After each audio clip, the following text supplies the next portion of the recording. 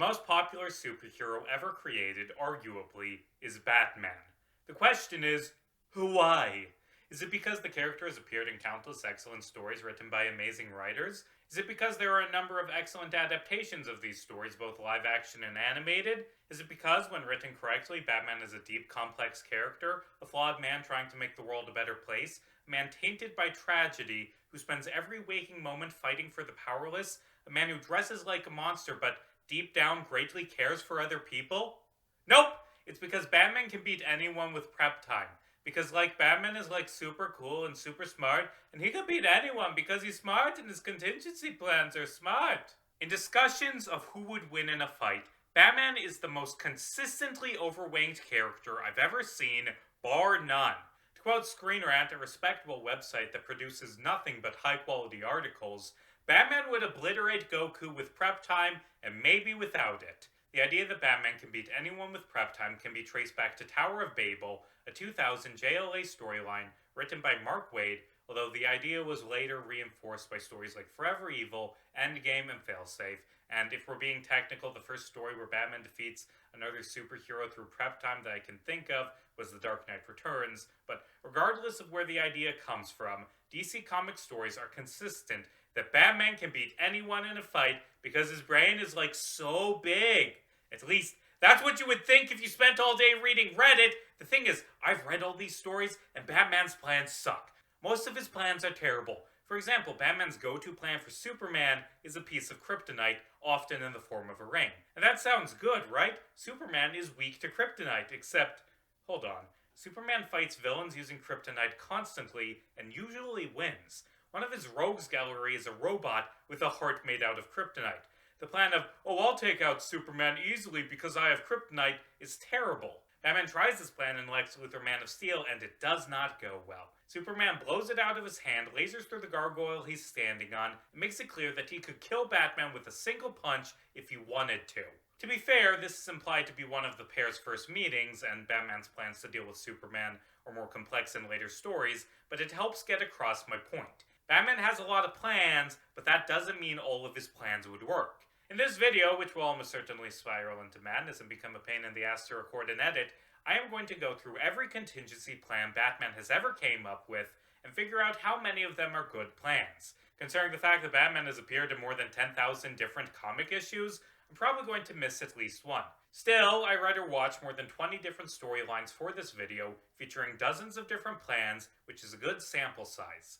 I considered doing this as a tier list, or maybe one of those two-dimensional fighting game chart things, but then I decided that that was too complicated. Instead, I will end this project by listing the top 5 best and top 5 worst contingencies. This video is going to be kinda nebulous because the reasons Batman's plans suck vary.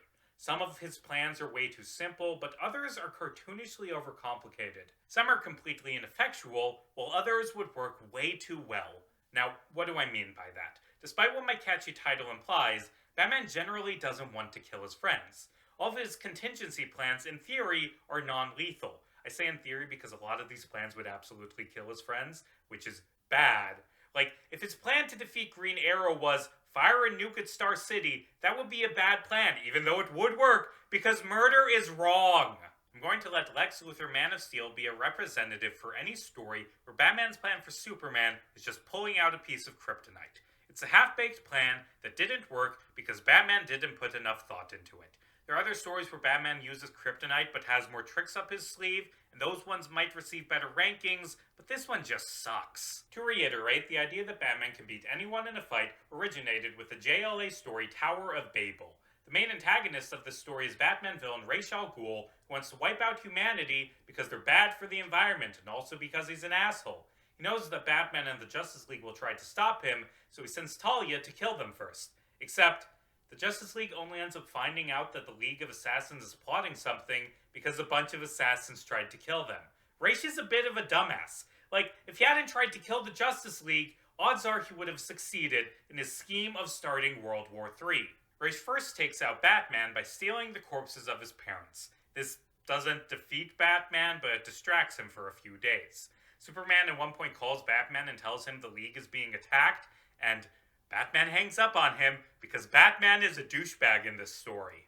This plan succeeds in stopping Batman from protecting the rest of the League, but it doesn't stop Batman. Angry Batman is every bit as capable of foiling Raish's plans as normal Batman. Worse, Batman tracks the stolen corpses back to Raish's evil base. Raish attempts to seduce Batman to the dark side by offering to bring Mommy and Daddy back from the dead, but Batman refuses. This plan sucks, but Batman didn't come up with it, so it doesn't go on the list. By the way, this is the story where the "I like chocolate milk" panel came from. The next hero Talia targets is Martian Manhunter, which makes sense. He's one of the strongest members of the team, and is usually the one who coordinates them in battle. Talia shoots John with a mortar launcher that turns into nanobot bugs that transmute Martian Manhunter's skin into magnesium, which is really, really flammable. Martian Manhunter is weak to fire for either biological or psychological reasons, depending on the writer. The nanobots effectively turn John Jones into John Storm, causing him to crash down into a massive forest and burn it to the ground. Nice job protecting the environment, Raish! You're so smart! Flash and Wonder Woman find Martian Manhunter and bring him back to the Watchtower, where he's put in a tank of water to stop him from burning to death. Where do I begin with this plan? It's effective, I guess, but too effective. Jean somehow survives for like 20 minutes while burning to death, but it can be assumed that he would have died if Wally and Diana didn't show up. This plan would kill Martian Manhunter, and as a reminder, Batman designed these plans to non-lethally incapacitate his teammates. Also, it was brutally painful, which is a theme with the plans in Tower of Babel. This plan reveals that Batman is apparently the fucking Full Metal Alchemist, because he has nanobots that can transmute any element into any other element. Like, what? The DC universe is sometimes science fiction, but this is so much more sci-fi than Batman's normal arsenal. Batman can turn lead into gold. He can turn any element into any other element, and he uses this exactly once. Not only could this technology change the world, it would be very useful in taking out other superheroes. Like, Batman has a mortar launcher that can turn Superman's costume into kryptonite, but he doesn't use it for that purpose. And Raish doesn't either! His plan to take out Green Lantern isn't transmuting his skin into arsenic so he fucking dies. It's an overcomplicated scheme with hypnotism. But like, these nanobots could kill the Justice League so much easier than any other scheme. Actually, now that I think about it, do you know what else nanobots can be used for? Saving the environment! Raish could turn greenhouse gases into oxygen. He could turn the Great Pacific Garbage Patch into water. Mining for rare earth minerals is a dangerous, environmentally destructive process, but Raish could end it instantly because Batman has the fucking Philosopher's Stone. Instead, Raish uses it to try and kill a superhero. And, given the fact that Wonder Woman and Flash are the ones who save the forest, and the fact that the League regularly saves the world from being blown up, I'd say that killing the Justice League is a net negative for the environment. You may be asking, couldn't Martian Manhunter have discovered this plan by reading Batman's mind and thus be ready for it? Well, no, because he doesn't constantly dig through his friend's brains, and double no, because Batman hypnotized himself into suppressing the plan. Okay, sure, I was gonna say that that's ridiculous, but actually Batman hypnotizing himself is a thing he does all the time in the comics. The assassins next go after Aquaman, who is negotiating a peace treaty at the UN, and Plastic Man, who is also there for some reason. Aquaman offhandedly says that he doesn't like Plastic Man, but he trusts him because this is a story about trust, and you need to hammer in that this is a story about trust right at the start. Just, you need to get across, this is a story about trust, and how Batman's an asshole. The assassins shoot Plastic Man with a rocket full of liquid nitrogen, freezing him solid, then shatter him with a hammer. This is one of the best plans Batman has ever came up with. Plastic Man is basically immortal, but freezing him completely incapacitates him. And shattering him sounds mean, but Plastic Man is able to heal from that after the League puts the pieces back together and lets him rest for a bit. This plan is simple, effective, and non-lethal. I mean, it's brutal and traumatizing, but it worked, unlike the other brutal and traumatizing plans. The assassins then shoot Aquaman with a special fear toxin that makes him afraid of water. This plan is worse than it sounds. I mean, yes, Arthur's powers fade when he is removed from water for extended periods of time. Traditionally, they fade after about 1 hour. So, making Aquaman afraid of water would work, right? Except, you'd still have to deal with an angry guy with super strength while you wait for his powers to fade. Aquaman will still be strong enough to rip Batman in half, for a good 40 minutes. Like Batman is a ninja, it isn't unreasonable to think he could run away and hide until Aquaman's powers faded, but that's dependent on where the fight takes place. If Batman couldn't run away, then he'd be screwed. Also, fear toxin can be overcome through willpower. Batman has overpowered it before, although part of that is him building up a tolerance over time. Later in this very storyline, Aquaman manages to overcome the fear toxin with Martian Manhunter's help by thinking about how much he wants to kick Batman's ass. This plan would also eventually kill Aquaman, but that would take a few days, and Batman could spare him by just spraying him with the hose, so at least it isn't lethal. Hold on. I just noticed that I have a Batman Funko Pop sitting on my dresser over there, so I'm gonna use this as a prop now. I mean, I guess I can like look it in its cold white eyes, which actually like Funko Pops, they have the beady eyes, but that works for Batman because his eyes are normally like that. And anyway, I can look it in the eyes and say, "You're an idiot. Your plans suck, Batman." I don't know why I'm waiting for a response. Let's get back to the video. Flash and Wonder Woman go to check on Green Lantern because he isn't answering his phone and discover he is blind. You see, Kal's ring requires him seeing his constructs to control them properly, so Batman planned to blind him. How? By hypnotizing Kal into thinking he's blind, because his ring makes his imagination a reality, and if he thinks he's blind, then his ring will make him blind.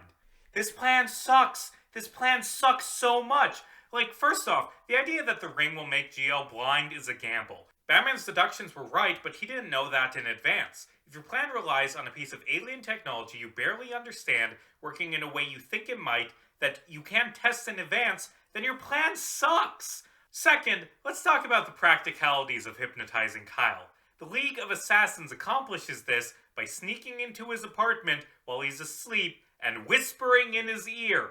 Batman's plan to knock out Green Lantern only works if Green Lantern is already unconscious. What is he going to do against a Green Lantern who isn't asleep? And remember, this is a plan made for if Kyle is mind-controlled into being evil and attacking Batman. People tend to be awake when they're attacking Batman. In the very scenario this plan was made for, it is impossible to work. How strong is this hypnotism? Why just make him blind? Why not hypnotize him into forgetting his powers? Why not hypnotize him into being unable to use the ring? I don't know if that would work because Magic Whisper hypnotism isn't real, but I don't see why it wouldn't. Maybe the hypnotism would have been weaker, but to be fair, the blindness hypnotism is already pretty weak. The moment Kal realizes he isn't actually blind, his eyesight comes back. Also, if you have Green Lantern unconscious, do you know what else you can do? Inject him with a paralyzing toxin. Inject him with a sedative. Spray him with fear toxin. Tie him up. There are a dozen simpler ways to keep a sleeping opponent from being a threat when they wake up. And do you know what's even dumber? The fact that the League of Assassins follows Batman's plans to the letter instead of changing them to make them deadlier. Or hell, if you're still going with the blinding plan, why go with Batman's overcomplicated imagination hypnotism bullshit? You have knives! He's unconscious! Stab him in the eyes, you idiots! Here's the final nail in the coffin. Kyle doesn't sleep with his ring on because that would make his nightmares real, which means they had to pick up a Green Lantern ring and put it on Kyle's finger. They didn't try to use the ring, they didn't try to hide it, they didn't try to destroy it, they gave it back to him. They got their hands on the greatest weapon in the DC universe and just handed it over to their enemy. And as it turns out, a blind Green Lantern is still dangerous. He is able to create shields and energy blasts and takes out a few of Talia's men. He's much weaker than normal and is ultimately defeated, but Kal isn't helpless without his eyesight because they gave him his ring! Now, to be fair, it is very hard to get rid of a ring. Only people with strong willpower can wield them, and the League of Assassins might not have someone capable. Hiding it is also difficult because Green Lanterns can summon their rings telepathically. Destruction seems like the best solution to me. In the story Traitor's game, Kal's ring is pulverized by a villain named Traitor. I'm not sure how strong he is, but he proves that destroying a ring is possible. Kal manages to reforge the ring later in the story, but that took time and intense concentration, which he would not have if you started punching him in his sleep after smashing his ring. This plan is terrible. It's overcomplicated, there are a million smarter plans, and it wouldn't work in the very scenario it was designed for. This is one of the worst plans on the entire list. The League of Assassins shows up at Cal's apartment and shoots a little robot into Wonder Woman's ear. The robot crawls into her brain and makes Wonder Woman think she's fighting some cyborg lady. In reality, Wonder Woman is just stuck in a VR simulation. Batman's notes explain that the simulation had to be a fight because otherwise Diana would realize it was fake and wake up. It's actually really clever to use Wonder Woman's determination and warrior ethos against her. This plan knocks Wonder Woman out non-lethally in a fairly simple way. That said, this plan means that Batman has the ability to put people to sleep with VR robots, something he doesn't use in any other plan. Why hypnotize Cal when you can accomplish the same thing easier with a VR robot? Hell, why doesn't Batman use this as part of his standard inventory? It would work wonders on Bane, for example. Also, again, the League of Assassins is screwing themselves over by being non-lethal. They managed to put a robot in Wonder Woman's brain, have it turn off her heart or something. These guys are so bad at killing. Next, the Assassins decide to defeat Flash by shooting him with a gun. Flash can move faster than light. He can very easily dodge bullets. But instead, Flash decides to phase through the bullet, except it's a special vibrating bullet that can't be phased through. The bullet hits Flash in the spine, sending him into a seizure. This plan requires Flash to allow himself to be hit by a bullet. And to be fair, Flash does sometimes just phase through bullets, but he dodges them more often because dodging is easier. I mean, Flash is injured right before they shoot him, I guess, somehow. Like, when they kick open the door, they use some gun that hurts everyone in the room, but I don't get what that's supposed to be. So I guess he might decide to phase through a bullet if he's injured, and also the writers are making him act dumb. But then again, writers normally make Flash act dumb, because if he acted smart, he could solve every single problem in a millisecond. The big problem with this plan is that it causes Flash to have seizures, according to the narration, at the speed of light. First off, this will kill him. Seizures can very easily be lethal, and if they're happening at super speeds, then it's a miracle Wally doesn't smash his skull open against a wall. Wally West is one of the strongest heroes in the entire DC Omniverse, and constantly holds back to avoid killing everyone. For example, in the terrible, terrible story, Heroes in Crisis, Wally momentarily loses control of his powers and releases an energy blast that kills Roy Harper, Poison Ivy, and a dozen disposable D-listers. So, the plan of making Flash lose control of his powers is really risky because he is liable to kill everyone. Also, Flash later says that the 20-minute seizure he had was several days long from his perspective, during which he prayed for death. Batman's a dick. Flash, Yell, and Wonder Woman are saved by Superman and a water suit-wearing Martian Manhunter. Unfortunately, Talia is prepared for this with Superman's counter. Red Kryptonite. Batman was smart enough to know that regular kryptonite wouldn't work, so he radioactively decayed it into a new, unpredictable version of kryptonite. Red Kryptonite works differently than normal kryptonite. How does it work? Batman doesn't know. He obviously couldn't test it on Superman, so he just hopes that it'll take Superman out. Traditionally, Red Kryptonite does whatever the fuck the writer wants it to do. According to the wiki, this includes transforming Superman into a dragon, making him evil, turning him into a giant, turning him into a dwarf, turning him into an ant-headed humanoid, making him crazy, making him amnesiac, making him unable to see the color green, making his hair grow excessively, making him lose his powers, giving him telepathy and making him grow a beard, making him lose his invulnerability on the left side of his body, creating a second evil Superman, making him unable to speak anything but Kryptonese, making him grow extra limbs, making him lose his dexterity, mental transference, rapid aging, altering his personality, shrinking, and making his head grow to the point where Superman couldn't hide it under a big hat. I don't feel like reading through 242 appearances of Red Kryptonite to confirm this or find images, but the point is, Red Kryptonite does random Silver Age bullshit. And that's bad for a precise plan to defeat Superman, because Batman has no clue what will happen. Like, I'm gonna defeat Superman by making a second evil Superman with a beard who can't see the color green and isn't invincible on the left side of his body. This plan will work for sure. The fact that he can't hide his head under a hat makes him easier to defeat. Also in this panel, it's pink, which has a very different effect in the comics. This batch of Red K ends up making Superman's skin translucent, which puts him in intense pain, but also makes him stronger.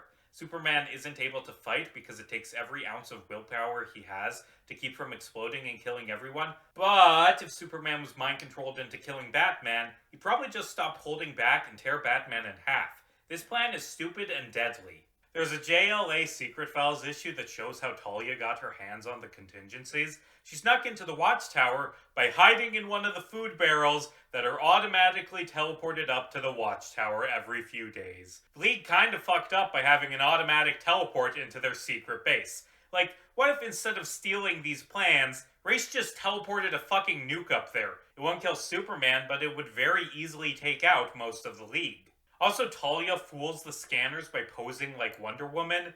Apparently, she's the exact same height and weight as Wonder Woman, I guess. The JLA really needs better security systems, and if you need security, check out this video's sponsor, except don't, because VPNs don't actually do anything for computer safety, and also this video isn't sponsored. During this issue, we briefly see Batman's plans for the reserve members of the League. A lot of them are dumb, like really, really dumb. His plan for the Atom is to sabotage his belt, collapsing him into a black hole. That would kill him, something Batman admits. Batman's plan for Steel is to jam the frequency of his hammer so he can't summon it. This plan would mean that instead of fighting a big tough guy with super strength and a hammer, Batman only has to fight a big tough guy with super strength. Batman's plan for Firestorm is to hit him with a particle accelerator until he splits apart. I'm going to assume that Batman doesn't carry around a powerful particle accelerator in his utility belt, so he'd have to lure Firestorm to one, and I mean that might work, but this plan is clearly underbaked. Batman's plan for Black Canary and Zatanna is to inject them with muscular toxin that would close their throats, and I mean that would keep them from screaming or using magic respectively, but Black Canary is a master martial artist. In one Birds of Prey issue, Oracle says that Dinah could take down Batman. I mean, Batman is also a master martial artist. I wouldn't be shocked if he managed to beat Black Canary, but it would be a tough fight, and the plan of beat someone who's just as good at fighting as me in a fight isn't very good. Gagging Zatanna is also risky. It's a similar situation to Superman, where she's had this weakness for a long time, and a lot of writers have written stories where she beats opponents in spite of it. The speaking backwards thing isn't actually required for Zatanna's magic to work. It's something she does to help her concentrate. In one issue of Detective Comics, Zatanna is shot in the throat by the Joker, who is dressed like a Watchmen fan for some reason. She heals herself by writing out a spell in her own blood. It would be hard for her to concentrate while being punched in the face, so I think Batman could take this, but it isn't a surefire win. For either of them, this plan is overcomplicated because it requires Batman to first inject them with something. The two of them are strong enough to liquefy him first, meaning it would have to be an ambush, which isn't always available. And if he can manage to inject them with something, why a muscular toxin? Why not a sedative? Like again, why is Batman doing overcomplicated bullshit instead of just sedating people? This plan is a bit better in Zatanna's case, I guess, but it's still a shitty plan. I'm just gonna read the plan for Green Arrow. Oliver Queen is every bit the playboy that I pretend to be. Green Arrow can probably be distracted with any number of positive or negative changes in his personal life and fortune. Where do I begin? The plan of defeating Green Arrow by messing with his money would not work because that already happened 50 years ago! Oliver lost his fortune in the late 60s. Like, the most famous Green Arrow era is the Hard Traveling Heroes arc by O'Neill, which redefined him as a working-class anarchist. Green Arrow lost his fortune and it made him a better hero. He's an idiot playboy. Fuck you, Batman. Oliver spent years starving on a deserted island. He fought alongside the Justice League for years. He stared down Parallax, an evil god strong enough to reshape the universe, and didn't blink. Green Arrow has more than proven himself as a hero. The photo of Oliver is his Silver Age design, not his modern Neil Adams design he started wearing right before losing his fortune. This implies that Batman created this plan before Oliver lost his fortune and didn't bother to revise it after being shown it wouldn't work. Hell, the fact that it's still in his computer, even though Oliver was dead and buried from 1995 to 2001, is further evidence that Batman hasn't been updating his files. And this isn't me insulting Mark Waid as a writer. This is clearly intentional. Tower of Babel deliberately shows that some of Batman's plans are terrible, and yet, The takeaway so many fans had was, whoa, Batman is like so cool and smart and could beat anyone, even Goku. To be fair, Green Arrow isn't the hero you need a plan for the most. And I mean, at least he has a plan. Batman flat out does not have a plan to deal with Orion, Big Barda, or Mr. Miracle. Worse, he doesn't even think he needs a plan for Rocket Red. He says that the Soviets suck at engineering and can only build tractors. And A, the Soviets invented satellites and nuclear power plants, fuck off with that nationalistic bullshit. And B, in universe, they also invented fucking Iron Man armor, so I'd say they were capable of building more than tractors. Like, Batman thinks he can beat Dmitri because the Soviets couldn't have invented the thing that they invented that he knows for a fact that they invented. I know next to nothing about Rocket Red, but the fact that Batman acts so dismissive of a fellow superhero he's fought alongside rubs me the wrong way. Snark aside, I do think the Tower of Babel is a very good story because it is about a simple theme: trust. Gracious plan is to use some technobabble to keep people from communicating, then use a false flag terrorist attack to cause a nuclear war. Because, nuclear wars are famously amazing for the environment. The point is, Ra's is trying to exploit the mistrust neighboring Middle Eastern nations have of one another, but he is defeated very easily because the Justice League trust each other and fight effectively as a team. Hell, they survive his assassination attempts through the power of teamwork. Manhunter saves Aquaman by psychically knocking him out and putting him in a tank of water, then helping him overcome the fear toxin through anger. Plastic Man saves Wonder Woman by reaching into her ear and pulling out the bug. Superman, despite his overwhelming pain, saves Flash by using his heat vision as a scalpel. But when Batman gives the team the coordinates of Ra's base, they hesitate because they can't trust him anymore. They can't stand fighting with him because his actions almost killed them in brutal, torturous ways. What Batman did was wrong because he broke their trust. No one has a problem with Batman having contingency plans. Like, they aren't idiots. They know that mind control and body swaps and evil clones and shit all exist. Batman specifically brings up Agamemnon, a Silver Age villain who body swapped the League. He tries to explain that he decided to prepare for something like that happening again. But, as Superman explains, he decided, not the team, Batman. Superman knows Batman carries around a piece of kryptonite, and he's fine with it. He trusts Batman to take him down if he ever goes to the dark side. Hell, in some continuities, Superman is the one to give Batman the kryptonite. But Diana and Kyle and Wally never consented to Batman making up hyper-specific plans to hurt them. And I do think they would have if Batman had been upfront with them. Like, if Batman had went to Kyle and said, "Hey Kyle, I'm worried about a Green Lantern going evil. Not you specifically, but after what happened with Hal, I think the League should be prepared." Then Kyle would have been fully on board. Or if he had asked Wally for a strategy to defeat an evil speedster, Wally would have helped because one of Wally's most famous stories is the one where he fights the Flash but evil. But scheming in secret, then allowing those schemes to be stolen, that broke their trust. Batman made it very clear that he didn't trust the other members of the Justice League, so why the fuck should they trust him? And the way he goes about making these plans shows how little Batman respects his teammates. Kyle opens up to him that his greatest fear is going blind in what should have been a touching moment of camaraderie, and Batman instantly begins scheming to blind him. Batman works on Wally's contingency shortly after Barry's funeral. After saving the world, the League holds a meeting without Batman to discuss if he should be kicked off the team. Aquaman is pissed that Batman didn't trust them despite years of fighting together. Flash and Green Lantern think that Batman has a point. Martian Manhunter notes that when he first arrived on Earth, he compiled dossiers on the League that fell into the wrong hands, something that he never forgave himself for. He doesn't approve of Batman's actions, but he isn't a hypocrite. Wonder Woman points out that Batman could have told them that the plans existed. His excuse of, they had to be secret or you could counter them, is bullshit because he didn't have to be specific. All he had to do was say that he was working on them. Plastic Man, traumatized by being shattered, votes against Batman. The swing vote rests in the hands of Superman. Batman doesn't wait for the vote to be over. He already knows that Superman will choose to expel him. The trade includes a deleted epilogue, which shows the lasting consequences of Batman's scheming. Wally and the rest of the Titans begin distrusting Nightwing. The Young Justice team stops trusting Robin after they realize he's read through Batman's contingencies. Oracle is blacklisted by the superhero community, all because of Batman's paranoia. When she points this out to Bruce, he hangs up on her instead of admitting that he screwed up because Batman is a very mature and rational adult. Oh god, I'm close to half an hour in, and I've only covered one story. This was supposed to be a short video! The MMO DC Universe Online had a side quest featuring recordings of Batman's contingencies. Most of them are recycled, but a few of them are new.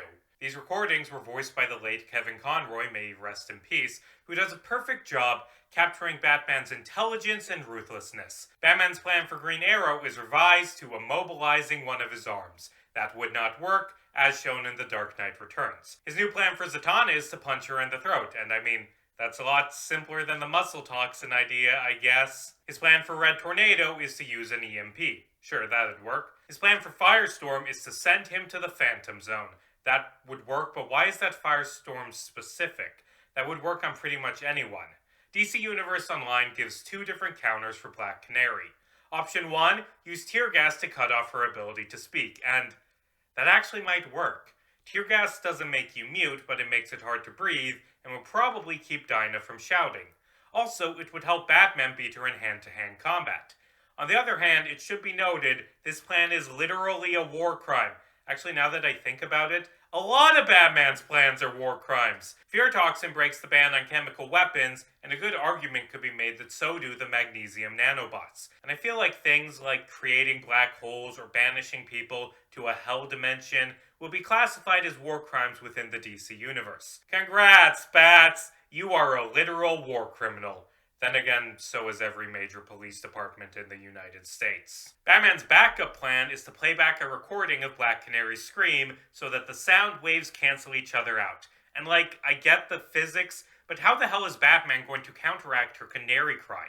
Black Canary is strong enough to, for example, blow up this power plant, leaving a city block-sized crater in its place. Either Batman has a bat jukebox that can blow up buildings, or he would get overpowered by Dinah. This version ends with a contingency Batman made for himself. Distract him by either messing with his parents or taking hostages, particularly his friends or family. And that would not work. That would just make Batman angrier and make him punch your teeth in. Unless he's mind-controlled into being evil, in which case it wouldn't work anyway. Also, why did he create a plan that involves kidnapping and potentially murdering his children? Why'd you make that plan, Batman? Batman wouldn't want this plan to be used, even if he did become evil. Why are you giving the people who steal your contingencies ideas, Batman? Tower of Babel was adapted in 2012 as Justice League Doom, directed by Lauren Montgomery and written by the late Dwayne McDuffie. It begins with Batman stumbling upon a robbery by the Royal Flush Gang. He calls the rest of the League and Flash says to hang on because help is on the way. Batman goes in alone and almost dies in what is a really nice little writing decision. Right from the get-go, it's clear that Batman doesn't trust the team. This is further reinforced when, after the fight, Batman refuses healing magic from Wonder Woman and leaves alone. By the way, during this fight, it's shown that Martian Manhunter is vulnerable to King's Lightning Scepter, while intangible. Is that foreshadowing of a weakness exploited later in the film? No, why would you assume that? Turns out the robbery was an elaborate scheme to get Batman to get out of his car for a few minutes so Mirror Master could sneak in and hide in his rear-view mirror. And I mean, staging an elaborate high-tech diamond heist was clearly the simplest way that a man who knows Batman's secret identity, and thus where he lives, could come up with to have Mirror Master sneak into Batman's basement. Mirror Master steals the contingencies and brings them back to Vandal Savage, who recruits the League's arch-enemies to help with the scheme to kill the League. Now you may be wondering, why does Vandal Savage want to kill the Justice League? Because if they were still alive, they could stop his evil plan, which they only learned about because he tried to murder them. The different attacks are cut together instead of happening one after the other, but I'm going to go through them one plan at a time. To take out Batman, Savage has Bane dig up Thomas and Martha's corpses. When Batman is staring at the graves horrified, Bane ambushes him and takes him out with a venom-empowered kick to the stomach. This scheme isn't too bad. It distracts Batman long enough for Bane to get a good hit in, and considering how much stronger Bane is, one good hit is enough to make things snowball out of control. Bane manages to knock Batman out, and then Bane buries Batman alive in a coffin with Mommy and Dad. Bane, you dumb motherfucker. You won! You defeated Batman again! Fuck this Bond villain shit! The Legion of Doom loses almost entirely because Bane decided to be cute. He doesn't kill Batman, he leaves while Batman is still alive, and shockingly, Batman Kill Bills his way out. This plan was created by Savage, not Batman, but still, such a stupid fucking plan. Meanwhile, Martian Manhunter is hit on at the bar by a hot lady, except, uh-oh, it's actually his twin brother Malefic. Yay, incest! Malefic reveals that he secretly poisoned Jean's soda with a poison that makes him sweat magnesium, making him flammable. The fire does not go out when Jean jumps into the ocean. Like I said during Tower of Babel, this plan is effective, but it is brutal and could very easily be deadly. At least in this version, it's a chemical instead of the Philosopher's Stone, I guess. Batman's Wonder Woman counter is also similar to Tower of Babel. Cheetah slashes Wonder Woman, injecting her with nanobots that make her hallucinate and think everyone is Cheetah. On one hand, the hallucination being Diana's archenemy instead of some random cyber assassin is good aesthetically. On the other hand, Wonder Woman isn't knocked out. She's still awake and fighting, except the people she's fighting are bystanders. We see like 30 bodies lying there when it cuts back to Wonder Woman, and considering the fact that Wonder Woman hit those civilians and cops with the force she thought was enough to knock out Cheetah, they are almost certainly dead. Cyborg sees the fight and tries to talk Diana down, so she A, kicks him hard enough to dent an armored car, and B, rips off his fucking arm. Screw almost certainly, those people are 100% dead. Batman's plan to stop Wonder Woman, if she ever goes evil, is to trick her into murdering him and dozens of other people, then wait for her to die of a heart attack. This plan also only works because Wonder Woman is apparently really stupid.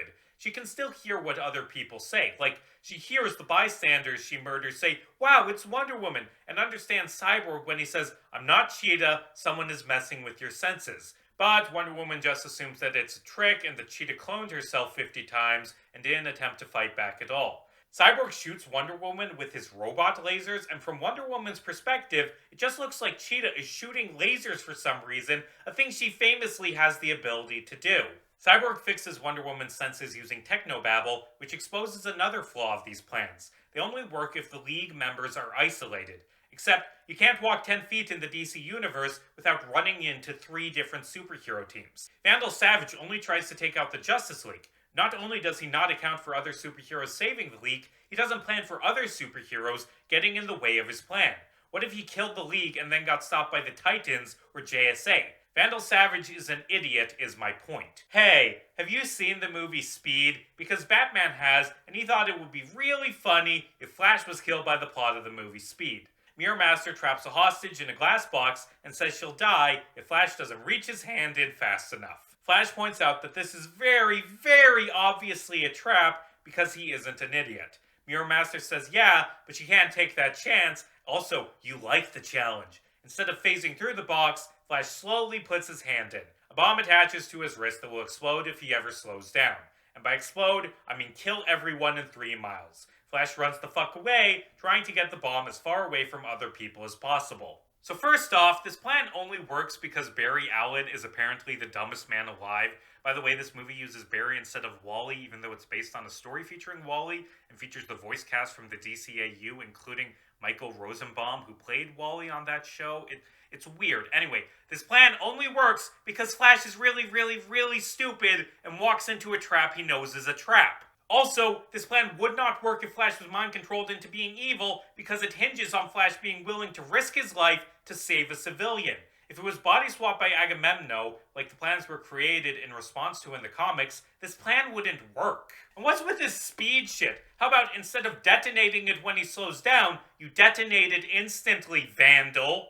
Also, obviously, detonating a fucking nuke would kill the Flash and also hundreds of thousands, if not millions of civilians. The only assumption that makes sense is that the nuke is fake, and Batman is lying to Flash when he tells him about it. And under that framework, the plan is a bit better.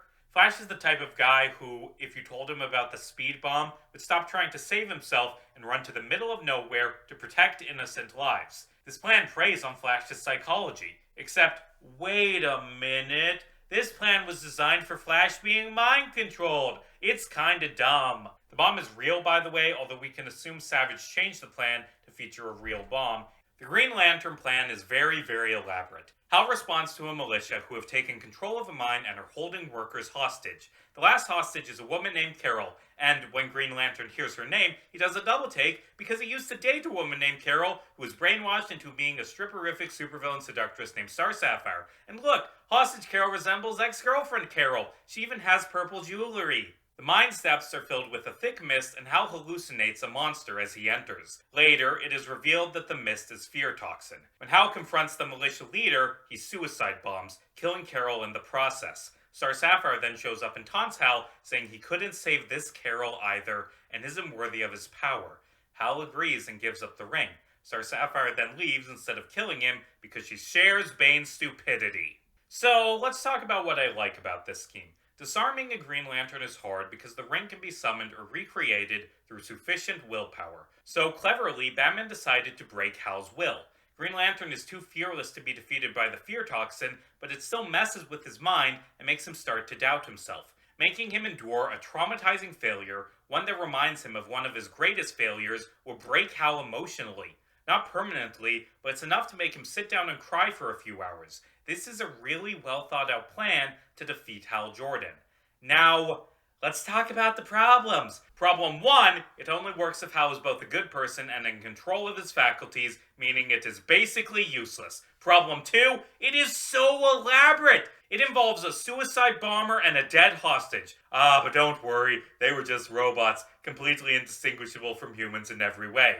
Where the fuck did Batman and Vandal Savage get 20 robots that are completely identical to normal people? Like seriously, so many writers justify Batman winning by just giving him access to hyper-advanced sci-fi technology. And yes, the DCU is sci-fi, but Batman usually isn't. At least, not to the extent of having life model decoys, or mind-controlled nanobots, or the Philosopher's Stone. The final target is Superman. He responds to a Daily Planet reporter about to kill himself because print journalism is dying, and as a print journalist, yeah, I get the feeling of helplessness. Superman tries to talk the man down. Then the man, actually Metallo in disguise, shoots Superman in the heart with a kryptonite bullet. In this plan's defense, Superman does consistently respond to this type of situation and would let his guard down while talking to a suicidal man. Unless, I don't know, he was mind-controlled into being evil. Hey, wait a minute. So, these plans were meant to be non-lethal, right? How on earth is the plan of shooting Superman in the heart with a kryptonite bullet non-lethal? And yes, Batman later says that Savage changed the plans to make them kill instead of incapacitate, but he didn't change the plans that much because Batman still recognizes them as his plans. And I'm sorry, but I can't think of a version of shooting Superman with a kryptonite bullet that wouldn't kill Superman. And if Batman didn't make the plan, then the entire movie is pointless bullshit. I am going to evaluate these plans as we see them in the movie, and as this one is shown in the movie, it is not a plan to incapacitate Clark, it's a plan to murder him. Anyway, Batman Kill Bill's out, Cyborg saves Wonder Woman, and the three of them get to work on saving the others. Batman tells Flash to phase through a glacier, leaving the bomb behind. Wonder Woman injects Jean with an antidote, Batman tells Hal he was tricked, which instantly gives him his powers back, and finally, Cyborg and Martian Manhunter surgically remove the kryptonite bullet. The League tracks Batman's files to Savage's computer in Louisiana. To reiterate, they only find out A, that he's scheming something, and B, where his base is, because he attacked them. If Vandal Savage had ignored the League, he would have won, guaranteed. Savage's plan is to commit mass genocide by triggering a solar flare that will destroy half of the planet and wipe out all technology so he can take over the world or whatever. Metallo goes along with his plan to destroy all technology because he is not very smart. I wonder how Vandal Savage decided which half of the world was deserving of being genocided. There isn't an answer to that question that doesn't make him look like a giant racist. The League shows up and they split up to take on their respective archenemies, which I kinda think is a flaw of this film. Instead of the League working together in this movie about trust, they fight alone.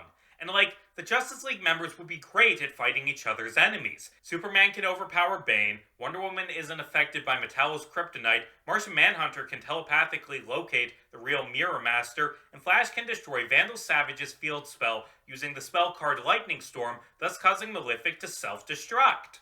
The League wins and Vandal Savage is given a life sentence without parole. The League questions Batman, and he says, "Fuck you, I'll do it again." He then quits before the League can vote him out. Something that I don't like about this movie is that it is a lot more forgiving of Batman than Tower of Babel was. The fact that he broke the League's trust is downplayed, and his contingencies are a lot less torturous in this version. The way this film frames things, it comes across as Batman being smart and everyone else being dumb, rather than Batman being a paranoid ass who can't work with other people. The ending of this movie has Superman ask Batman what his contingency is for if Batman goes evil. Batman responds that it's the Justice League, who he has contingencies to kill. Either Batman is incapable of taking out the League, or this contingency is dumb. Regardless, Superman gives Batman the kryptonite bullet as a sign of trust. And it's a nice gesture, but Batman already has like 10 metric tons of kryptonite sitting in the Batcave at any time. Let's jump back to the comics. Specifically, to the Batman story Hush, which is about...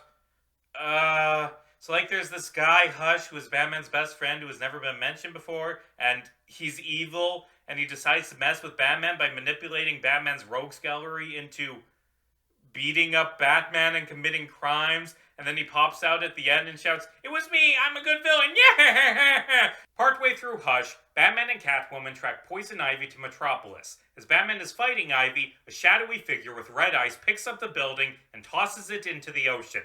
Turns out Superman has been mind-controlled by Poison Ivy into attacking Batman. Ooh, I know! All Batman has to do is pretend he's going to kill himself, then shoot Superman in the heart with a kryptonite bullet. Actually, wait, better plan. Pull out some random-ass red kryptonite that'll make Superman stronger. Come on, Batman, you're smart. Show off your brilliant contingency. Batman's plan is to hide in the sewers, which are lined with lead, and yikes! That's bad. Really, really bad. The children of Metropolis are getting lead poisoning. Hey, if you want to lower the crime rate, Bats, how about you get the lead out of the water? Superman finds Batman immediately, but it's fine, because Batman has a piece of kryptonite, which worked so well the last time he tried this. The two brawl, and it's a pretty even fight, because, as Batman's internal monologue explains, Superman is holding back. He's fighting against the mind control and holding his punches. If Superman was going all out, either because he genuinely became evil, or because he was subjected to a stronger form of mind control, Batman would be a red smear on those lead pipes, even with the kryptonite. Batman stuns Superman by tricking him into punching all of the electricity in Metropolis, briefly causing a blackout. I make a joke about Batman killing babies in incubators, but the power comes back immediately and they have generators. Everything in the sewers is simply Batman stalling so Catwoman can chuck Lois Lane off a building. This snaps Clark out of Ivy's control, which is good because otherwise, Lois would be dead. Batman says Catwoman could catch her, and no, she could not! She fell 20 feet by the time Superman snapped out of it. This plan isn't very good. It relies on Batman, A, having help, B, said help having a very loose moral compass, and C, Lois being on top of a building at the time. Superman is annoyed and points out that Lois could have been killed. Batman says no, because he believes in Superman, which is sweet. But yes, she absolutely could have been killed. It doesn't feature a contingency, but I feel like I should briefly talk about Identity Crisis, because it's essential to understanding the ongoing arc of Batman and his rocky relationship with the League during this era of DC Comics. In this story, it's revealed that years ago, supervillain Dr. Light raped elongated man's wife Sue Dibney because isn't it so edgy and dark? Such a cool story.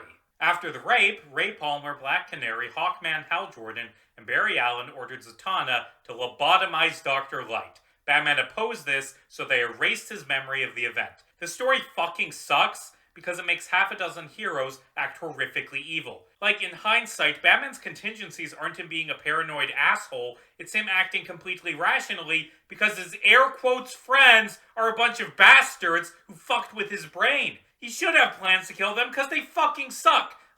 Jesus. All he took part in this? Really? Mr. Anti-Authoritarian Hippie was into mind wipes and lobotomies? This plot point just sucks. Making a story where the entire team acts horrible is worse than making a story where just one member acts kinda evil. And the rest of the story isn't even any better. Identity Crisis gives us my favorite fight scene, the one where Deathstroke takes on the entire League and almost wins, which is so fucking stupid. Why does Batman need elaborate contingencies to kill Flash? According to this story, he can defeat the Flash by just holding out a sharp object because that will compel Wally to immediately run at it as fast as he can and stab himself through the chest. Identity Crisis is terrible, but to be fair, it was not intended to be a standalone story. Given the fact that Countdown to Infinite Crisis came out a mere 5 months later, I think it's fair to assume at least the broad strokes of Infinite Crisis were planned when Identity Crisis came out. If we treat Identity Crisis as one of the prologues to Infinite Crisis,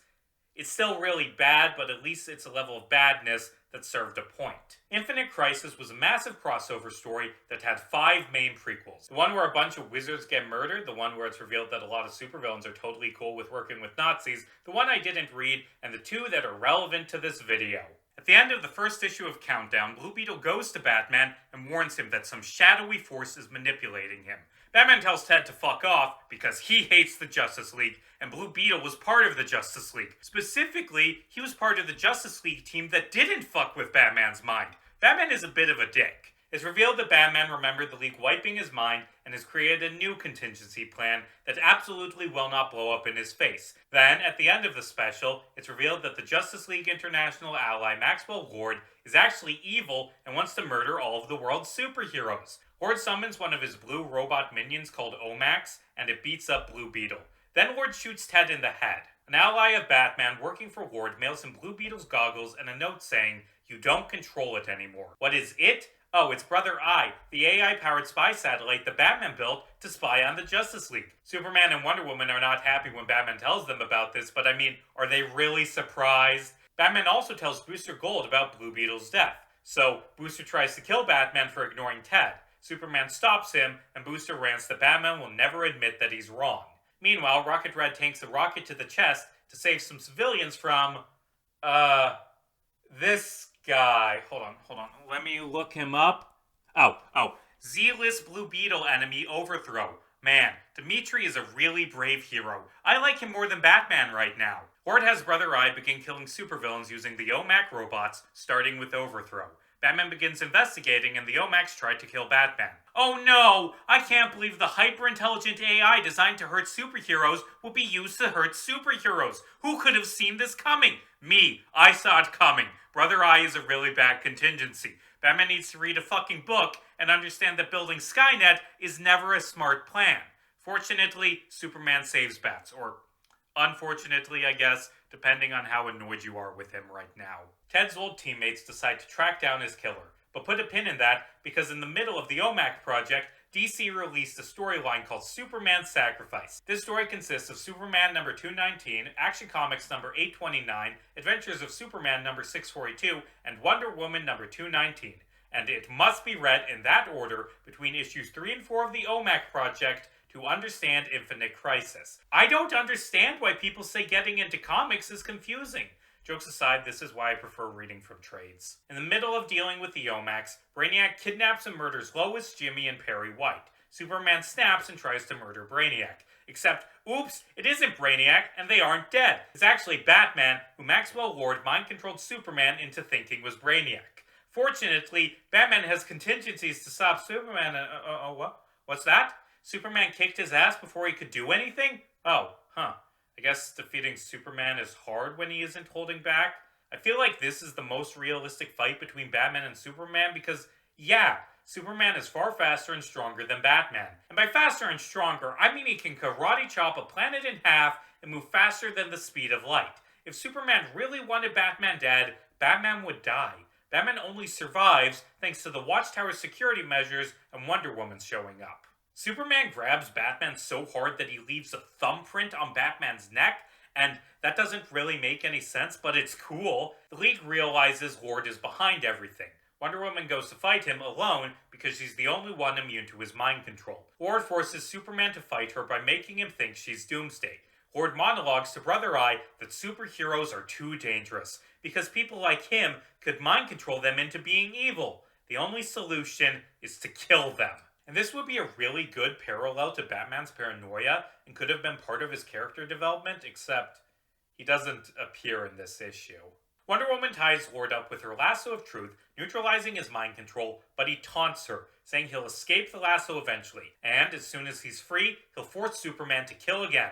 As long as he's still alive, he's a threat. Seeing no other option, Wonder Woman snaps his neck. The consequences of this action result in 5 million deaths and the near destruction of the entire universe. You know, Early 2000s Batman was a bit of a dick, but to be fair, so was everyone else! I've seen a lot of people defend this action, but real talk, Diana should not have done that. There were other options, like depowering him or banishing him to a pocket dimension, or creating a second lasso, or just leaving him tied up in the first while you think of a better solution. And maybe those ideas wouldn't work, but she doesn't even try. Murdering Maxwell Lord is Wonder Woman's first and only idea. Back in the OMAC project, Brother Eye decides to kill metahumans. All of the metahumans, starting with Martian Manhunter and Rocket Red. Again, Batman really should have seen this coming. Brother Eye utilizes specific countermeasures against various superheroes, and I don't know if it stole these plans or made them itself, but for the sake of analysis, I'll assume Batman created most of them. One OMAC injures Martian Manhunter by creating a bunch of fire. This hurts him, but John is fine a few panels later. The OMAC rips off Rocket Red's helmet and is about to kill him when the rest of the international team shows up. In the bottom of the panels during this fight are Brother Eye's power rankings. Mary and Guy are A rank, Metamorpho is B tier, and Fire and Booster are all the way down in E. That's mean! More OMACs show up. One takes out Mary Marvel by duplicating her Shazam lightning somehow. Another briefly takes out Fire with the fire extinguisher, but she recovers quickly. One OMAC blinds Green Lantern by shooting him in the eye with a laser. Brother Eye is so stupid. He should have just waited until Guy went to sleep, then snuck into his apartment and hypnotized him. For the most part, the OMACs just overpower the team using their super strength and laser vision. And honestly, that's a good plan. Being really strong and tough is a solid counter to most superheroes. Booster Gold offers to sacrifice himself by trapping the OMACs in a force field and blowing himself up. The OMACs knock him out with a laser before he gets the chance. One of them is about to kill Booster when Dimitri rushes in. He grabs 3 OMACs, has Guy seal them in a bubble, and asks Booster to tell his wife and children that he loves them. Red Rocket blows himself up to save his friends. What a fucking loser. Why would Batman need a plan to defeat him? Russians suck at science. Batman ends up finding an EMP Blue Beetle discovered before dying, which can be used to defeat the OMACs. The OMAC project ends with Batman, the Justice League, the Teen Titans, and a bunch of D-listers fighting an army of OMACs in the desert. Hey look, it's Freedom Beast! My favorite D-lister! I made a whole video essay on him. Then, a few months after that video came out, he appeared in an episode of Titans that adapted the opening arc of Grant Morrison's Animal Man. I haven't watched it, but it's good when good characters and stories are adapted. Maybe Dominic will finally get a good story in the comics now. Probably not, but I can hope. As the fight is about to begin, Jon Stewart points out that they're putting a lot of faith in Batman. Hal responds that they aren't putting faith in Batman, they're putting faith in Blue Beetle. The EMP works and shuts down the OMACs, but Brother Eye is still out there. Until Infinite Crisis, that is. Infinite Crisis is a very, very messy story that fails in a lot of ways. It's too long, too unfocused, and while I like its themes, it doesn't do as good of a job at expressing those themes as I would have liked. It is dragged down substantially by the fact that it was preceded by Identity Crisis, Superman's Sacrifice, and the OMAC Project, stories about the Justice League doing bad things and not trusting each other. But that's kind of the point. In 1986, DC Comics rebooted with the story Crisis on Infinite Earths. And at the end of that story, several characters, including the original Golden Age Superman, were left in a pocket dimension where they could watch the new DC universe. The new universe was darker. The old universe had begun to get dark in the Bronze Age, but the darkness really set in the late 80s and throughout the 90s, the era fittingly called the Dark Age of Comics. Comics became edgier. Superman was beaten to death. Green Lantern became a supervillain and killed a bunch of people. Robin was killed by the Joker, Batgirl was shot in the spine by him, and Batman's back was broken by Bane. And then, even as the Dark Age began to end, things stayed dark. Superheroes stopped trusting each other. Batman started creating plans to defeat his allies because that was the dark world they lived in. The lead up to Infinite Crisis ramped up the darkness again. The League lobotomized Dr. Light. Wonder Woman killed a man in cold blood. Batman created an evil superhero killing AI. And the ruins of the Watchtower. By the way, the Watchtower got blown up. The Trinity tear into each other. They decide they're done fighting together. From his pocket dimension, Superman, the original Superman, decides he has had enough. He breaks his way back into the main universe, determined to destroy it and bring back his Earth, the world from before comics got so dark. But of course, just because the post-crisis universe was dark, that doesn't mean it was without value. In the Batcave, Batman breaks down, wishing he could start over. Golden Age comes to him and asks him to join his crusade. Offers Batman a happy life in a simpler world where heroes were heroes. A world where he can trust people. The people of this universe will be erased, but it's fine. They'll be better. Batman asks a simple question. What about Dick Grayson? Was he a better man before Crisis? Superman is forced to tell the truth. No.